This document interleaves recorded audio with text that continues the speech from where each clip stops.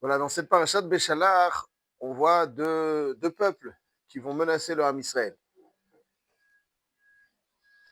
Et le Ham Israël va adopter, face à ces peuples menaçants, deux attitudes complètement opposées. Pour les Mitzrim et Amalek. Pour les Mitzrim, Moshe Rabbeinu donne pour instruction au Ham Israël, lorsqu'ils sont menacés par les Mitzrim, Vayomer Moshe l'Am al tiraou, hityatzevur ou et Yeshuat Adonai, asher ya'aseh lachem hayom, ki asher ra'item et Mitzrayim hayom, lo tosifu lir'otam od ad olam. Adonai yilachem lachem ve'atem taharishun. Moshe Rabbeinu donne pour instruction à Israël lorsqu'ils sont menacés par les Égyptiens, d'une part, donc il y a la mer de l'autre côté. Moshe Rabbeinu leur dit Hashem yilachem lachem ve'atem taharishun. Ça veut dire quoi ve'atem taharishun? Ve'atem taharishun, ça veut dire vous restez silencieux et complètement passifs. Ça veut dire qu'il leur donne pour instruction de même pas prier.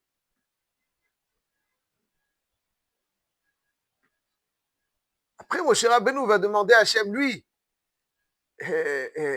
qu'il est, l'homme Israël est quelque part inquiet. Donc, et là, l'homme Israël va être mitgaber be'emuna. Mais la Yeshua, elle vient, mikoar que l'homme Israël va t'aimer taharishun. Taharishun, ça veut dire qu'ils n'ont même pas prié. C'est quelque chose d'étonnant. Donc, ça veut dire, la Yeshua de Paro, de la menace des Mitzrim, va arriver au Ham Israël quand ils seront complètement passifs. Complètement passifs. Même pas la tfila. Même tacharishun. Même pas la tfila. Même tacharishun. C'est comme s'il y a une mitzrim derrière, la mer devant. Voilà. C'est dans cette situation-là, les mitzrim sont d'une part, la mer d'autre part, et le Ham Israël est là. Donc il dit là, Moshe, nous, on fait quoi? Moshe Rabbeinu dit, Al tiraou, Al tiraou. N'ayez pas peur. Hashem yilachem lachem, vatem. Alors Hashem, il fait, laissez Hashem faire. Vous, taharishun. Tranquille, et je dirais même silencieux. Taharishun. Il leur dit de ne pas prier. C'est étonnant. C'est étonnant. Atem taharishun.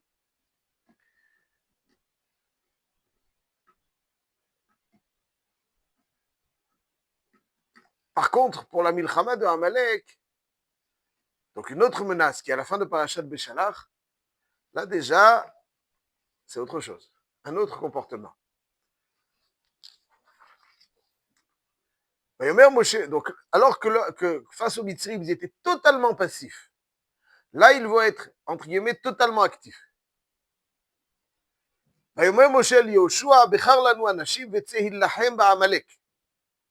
Donc, Moshe demande à Yoshua bin Nun d'aller choisir des hommes pour sortir demain en guerre contre Amalek. והיה כאשר ירים משה ידו וגבר ישראל. וכאשר יניח ידו, etc. Donc, c'est-à-dire que lorsque Moshe Rabbeinu priait, il tendait les mains vers les cieux en signe de tfila, vegavar Israël. L'homme Israël adhérait, se greffait à la tfila de Moshe, vegavar Israël. Et tout au long de cette guerre, il y a eu la guerre, et il y a eu tout au long de cette guerre la tfila. C'est qu'il n'y a pas une tfila et on sort en guerre.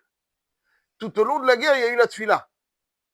Comme c'est marqué dans le texte, à la fin, Vayhi yadav emuna adbo hashamesh. Videz Moshe Kvedim. Donc, Moshe Rabbeinu, les mains de Moshe étaient lourdes. C'est pourquoi ils étaient lourdes. Parce que c'est pas qu'il a prié un moment, 5 minutes, 10 minutes, 1 heure. Toute la journée, tout le temps de cette guerre, Moshe Rabbeinu priait. Il priait tout le temps de la guerre.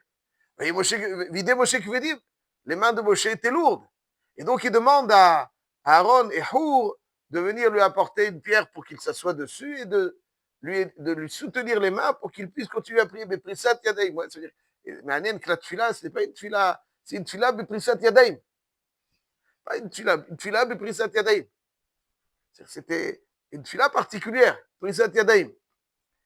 Et le pasuk nous dit Vayhi Yadav Emuna Ad Bo Hashamesh. Ça veut dire quoi Vayhi Yadav Emuna? Vayhi Yadav Emuna, le Targum Onkelos nous dit Vahava Yedohi Prisan Bitzlo. Ses mains donc étaient tendues fidèlement, solidement. Ouais, c'est ça que ça veut dire Emuna. Mais Eman constamment Et Vaïadav Emuna Ad Bo Hashamesh. Donc là, ici, on voit le contraste entre deux formes d'opposition et deux formes pour le Ham Israël de lutter contre ces deux formes d'opposition. Paro, Mitzraïm et Amalek. Pour Paro et Mitzraïm, Hashem ilachem lachem vatem tacharishun. Rien. Passif, même pas de fila.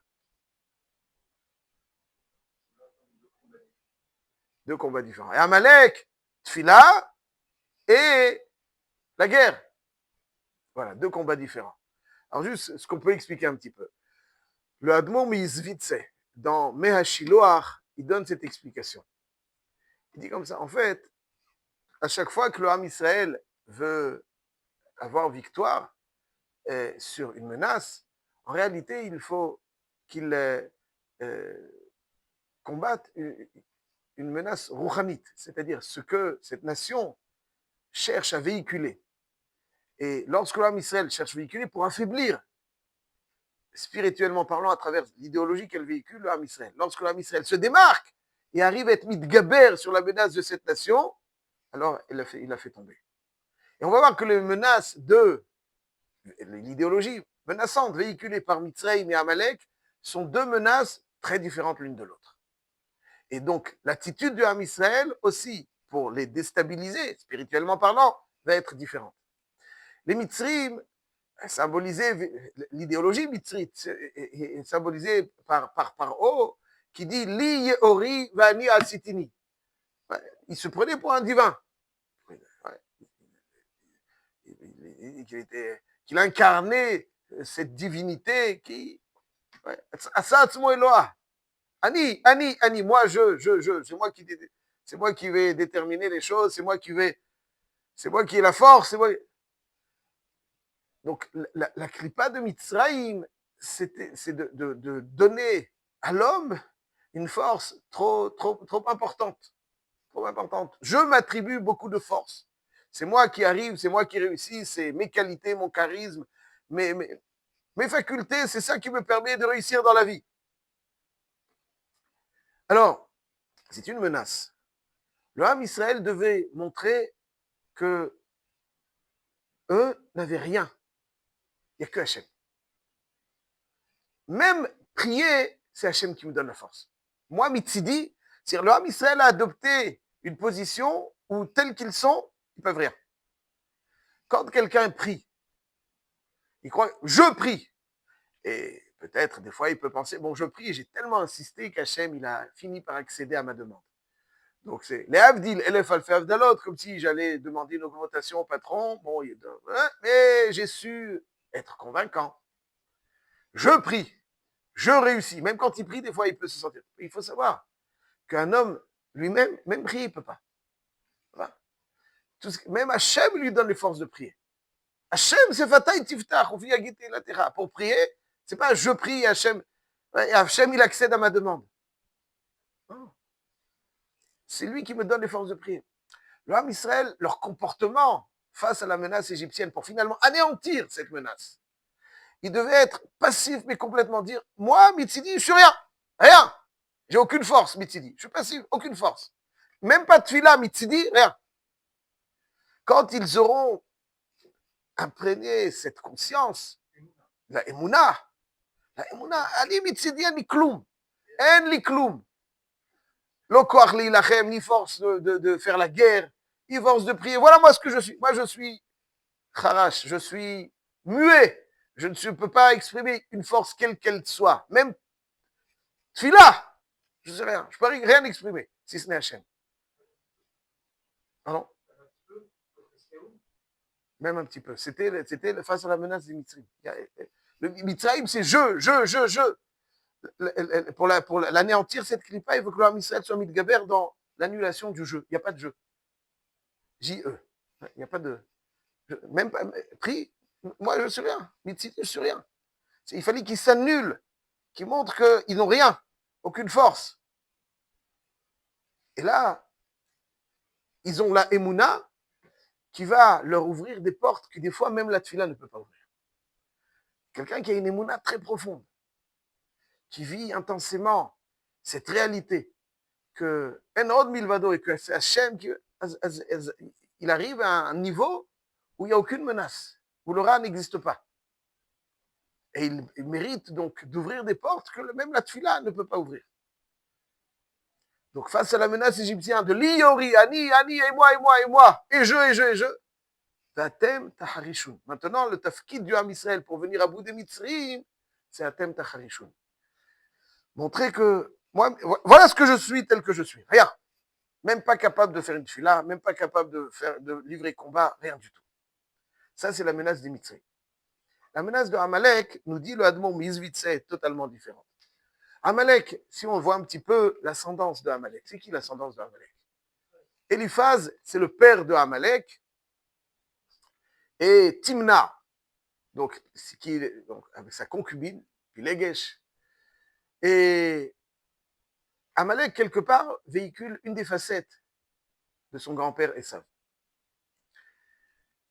Esav, dans le chasse, dans la Gemara, dans Masechet Kiddushin, d'Afiutret Amoudalef en haut, la Gemara nous dit que Esav, c'est un Israël Moumar.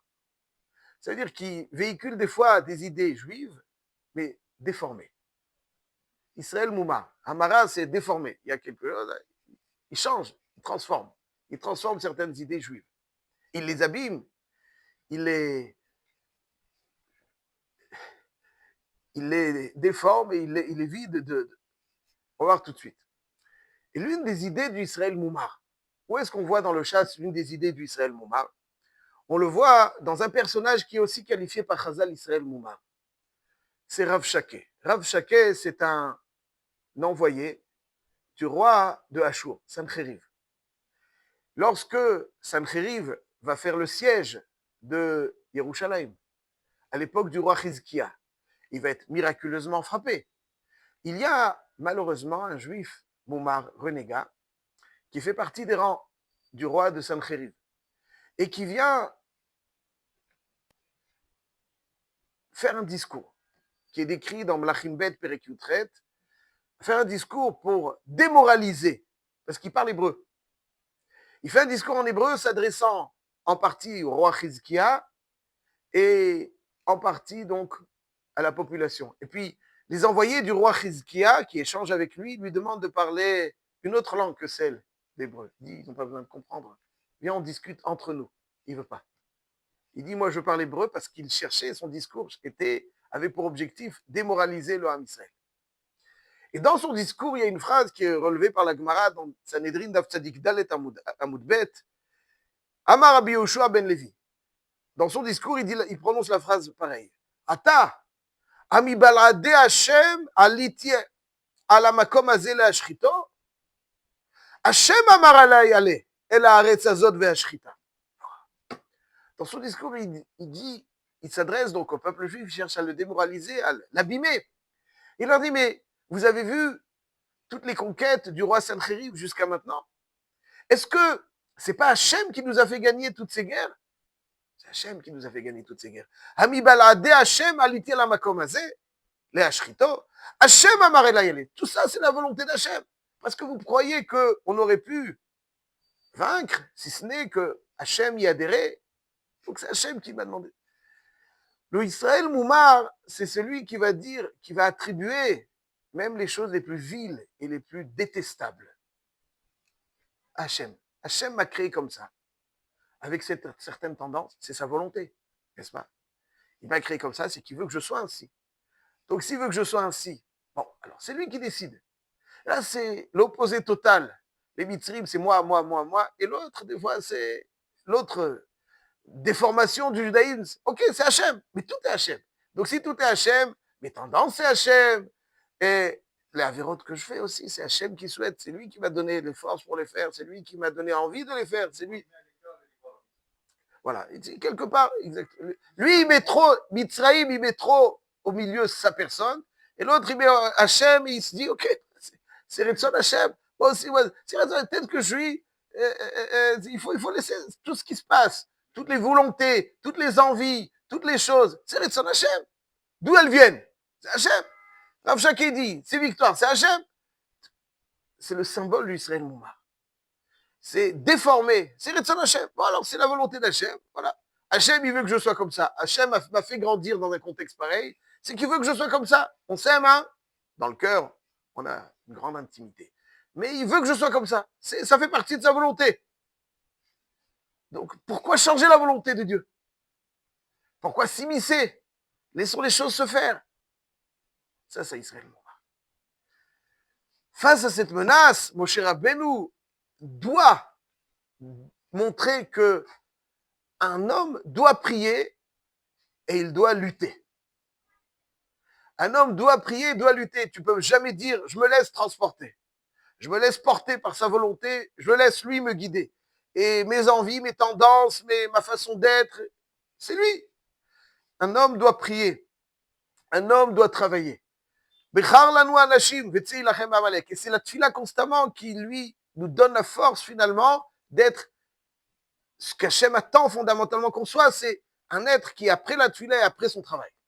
Il y a ce qu'il y a. Mais Hachem attend de nous la tfila et le travail, l'effort. C'est ça qu'Hachem attend de nous. C'est pas Retzon Hachem, c'est Retzon Hachem, c'est la volonté d'Hachem. Le Retzon Hachem, il est marqué dans la Torah. Il est marqué nulle part ailleurs. Il est marqué dans le Shulchan Aruch, il est marqué dans la Gemara, il est marqué dans le Shulchan Aruch. Ça, c'est Retzon Hachem. Tout le reste, tu attribues à Retzon Hachem, c'est du détraquage. C'est du effort. C'est sûr, tout est Retzon Hachem. C'est sûr, c'est Retzon Hachem. Mais Hachem, ce qu'il attend de toi, ne dis pas ce qu'il attend. S'il m'a créé comme ça, c'est qu'il veut que je sois comme ça. C'est ça. Je mets en pratique sa volonté. Non! Retzon Hachem, c'est que tu fasses l'effort. Ça, c'est Retzon Hachem. Retzon Hachem, c'est la tfila et l'effort. C'est comme ça qu'on lutte contre l'idéologie dévastatrice du Israël Moumar. Un Israël qui croit en Hachem, mais qui est déforme. Ça, c'est les deux façons qui sont marquées dans le paracha pour l'âme Israël de lutter. Des fois, il faut savoir. Quand on a fait tout ce qu'on pouvait faire, dans notre contexte aujourd'hui, donc il y a à l'époque deux formes de combat. L'un silencieux, passif et silencieux. L'autre actif et plein de tfila.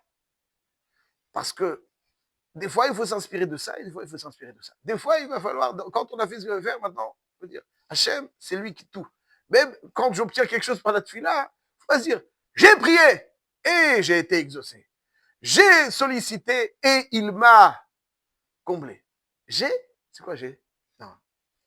Même prier, c'est lui qui te donne la force. Toi, tu dois juste choisir.